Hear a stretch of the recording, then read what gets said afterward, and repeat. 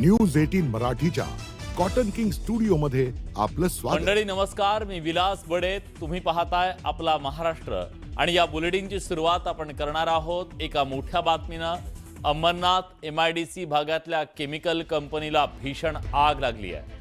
आग इतकी मोठी आहे की आगीमुळे धुराचे प्रचंड लोट तयार झाले आणि आग लागल्याचं कळताच कामगार कंपनीतून बाहेर पडल्याची माहिती समोर येते।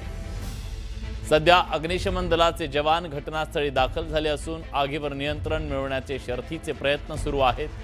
आग मोठी असल्याने धुराचे लोट अनेक किलोमीटर पर्यंतच्या परिसरातून दिसून येत आहेत। आगीमुळे या परिसरातल्या नागरिकांमध्ये भीतीचं वातावरण आहे। गणेश गायकवाड आपले प्रतिनिधी आता आपल्यासोबत आहेत, आपण थेट त्यांच्याकडे जातोय। गणेश, सद्यस्थिती काय आहे आगीची?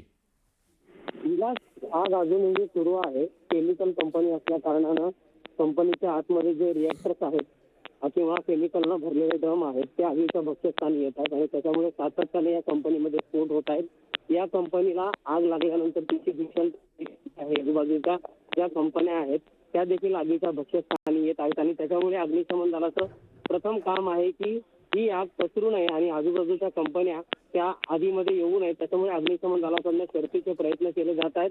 सध्या गणेश, ही कंपनी कुठली आहे? कुठलं केमिकल त्या कंपनीमध्ये असतं? ते ज्वलनशील असतं का? त्याबद्दलचा काय तपशील आहे? विलास, या संदर्भात अजूनही माहिती मिळालेली नाहीये। मात्र साहजिकच ज्या पद्धतीनं आग लागलेली आहे, आगीचे स्फोट होत आहे, म्हणजे स्फोट होत आहेत केमिकलच्या ड्रमचे, ज्वलनशील पदार्थ प्राथमिकता जी ती आहे की कामगार आतमध्ये अडकलेले आहेत का आणि त्यांना सुखरूप कसं बाहेर काढायचं, कसं मिळवायचं, यासाठी अग्निशमन दलाचे प्रयत्न सुरू आहेत। विलास, किती गाड्या आतापर्यंत तिथं पोहोचलेल्या आहेत आणि कशा प्रकारे हे काम सुरू आहे आग विझवण्याचं?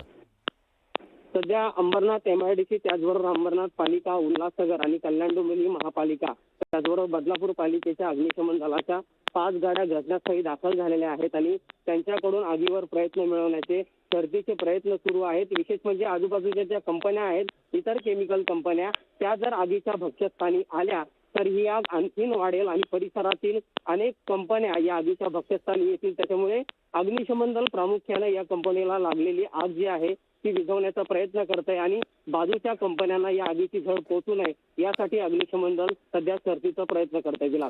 धन्यवाद गणेश, तुम्ही दिलेल्या सगळ्या सविस्तर माहितीबद्दल।